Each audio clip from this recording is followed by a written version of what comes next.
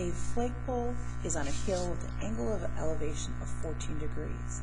When the angle of elevation of the sun is 20 degrees, the flagpole casts a shadow up the hill of 16 feet. Find the height of the flagpole. So probably the most confusing part for students is how do we draw this figure?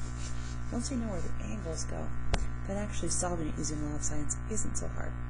So let's start by recognizing that if I was going to make a horizontal line here, that this angle of elevation would be 14 degrees. Now we know this creates a right angle. So if I take 90 degrees and subtract 14, I am left with 76. So this angle right here is 76 right here. 76 degrees. And we ultimately want to know what is this height. Now I'm going to start to draw this. We want to know the height. We know this is 76 degrees. We also know that the shadow that's cast by the sun is 16 feet. So this length here where the shadow is cast up the hill is 16 feet. So this is 16 feet right here. Now the angle of elevation to the sun, we have a sun up here. This is the sun. The angle of elevation to the sun is 20. So I'm going to go right here.